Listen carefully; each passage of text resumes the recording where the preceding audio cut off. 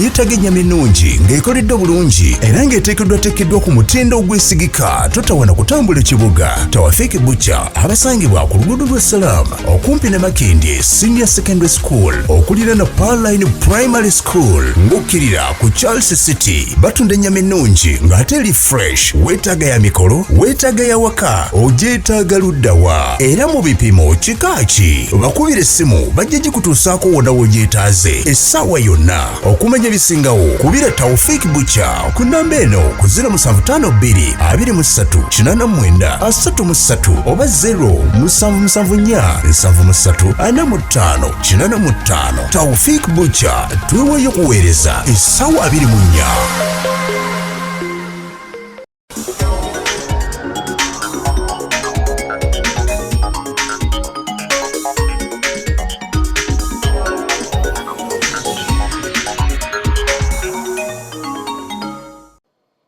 One,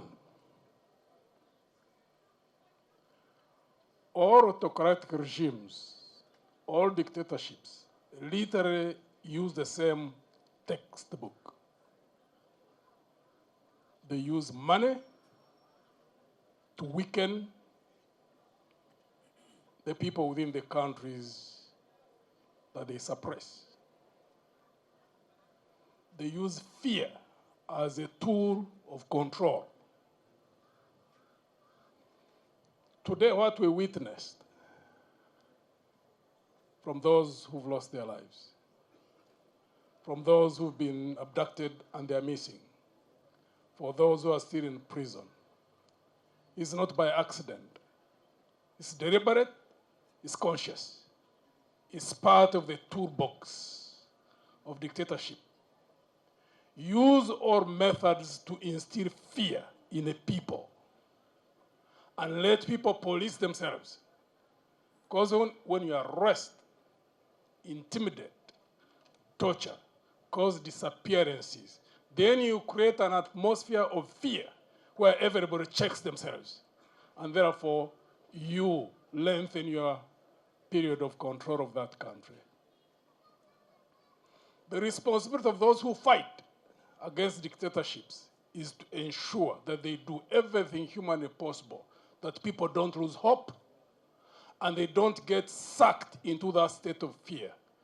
That's why we're here today.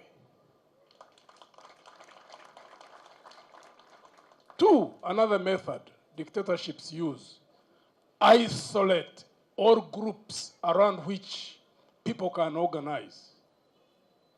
Intimidate churches, intimidate civil society organizations, intimidate trade unions for those who have trade unions. Isolate all of them. Because when they get isolated one from the other, then you weaken them. One of the reasons we are here today is stand with NUP, because this is not a NUP affair. It's a citizens of Uganda people's affair. These people who are here first and foremost are citizens before they belong to any party. And therefore, the propaganda machinery of the regime, which has been intense, to isolate the issue of human rights violations around those who've been arrested, around those who've been killed, around those who have disappeared, to make it seem as if it's a NUP affair, would like to bust that myth today. It's not a NUP affair. It's a problem of a dictatorship that wants to hang on to power at any cost. So I'm glad that you hosted us today. And therefore, we're here to tell all Ugandans out there, those who are in politics, those who are outside politics, whatever walk of life you are in, that this is not a NUP affair. It's an issue of human rights violations. And we've been in a vicious cycle of this since 1962. And there must be a point when we break out of this vicious cycle. The generals who are in uniform, the many who are now retiring, because there are many batches of officers who are retiring these days, quite many.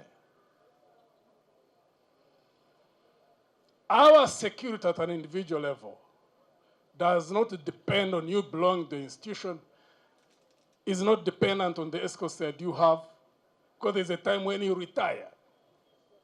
As is now very clear, there are many generals who are retiring. So the question, those who are in uniform, those who are in the regime, even those who are not in uniform but are politicians, the question you need to ask yourselves, all of us need to ask ourselves this question. The issue of a culture. Many officers in the army are educated. Many politicians are educated, those in the regime. I need you to look at countries where a culture of impunity has taken root. Mostly some Asian countries, some African countries, some Latin American countries, where what is abnormal becomes normalized.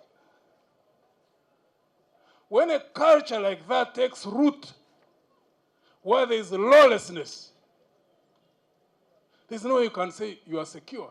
Because today you have escorts, you are in uniform, tomorrow you are not going to have escorts. I don't have escorts here, I don't travel, all over the country, unless you go ask for them. So, those who are in the regime, if you allow this culture to take root, my question is, the day when you're out of power, how would you want to be treated, is the question. Because once it becomes a culture, then everybody will get affected. And nobody remains in power until the end of time. Everybody was in power. You may even stay long. I think the longest party which was in power that I know of was in Mexico. But even those left power. So the question you need to ask yourselves, consciously. I ask quite a number of them when I meet with them.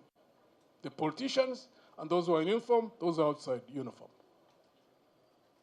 How do you want to be treated when you are out there? When you are not in power? That's the question every Ugandan needs to ask themselves. Because we've been in this vicious cycle for 61 years. And there has to be a point when we break out of it. So when today we come here to pray to God, because the battles we're involved in are dual, there's the physical fight, there's a fight at the level of the spiritual realm. That one, there are many people who are engaged in it, and I know that the forces of righteousness will vanquish one day in this country. That one is clear in my mind. It's clear in my understanding.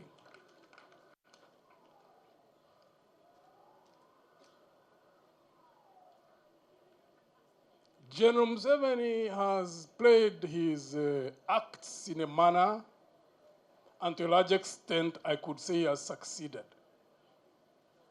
Because he has created an environment of fear. And therefore, it has made it possible for him to have control. Those who are in government and those outside government. So for us to come and pray for God's intervention, but in the physical sense to stand with those who are being messed up. You can see young ladies, really, some in their late 20s, 30s, becoming widowed. Those who have disappeared. To stand with them, to give hope to people all over the country. And hopefully, for those who are in the regime to wake up, to know that there's going to be a time when they're going to be out of power. Who knows, they may start backtracking, and those who are reasonable can start building pressure from within. We hope that happens.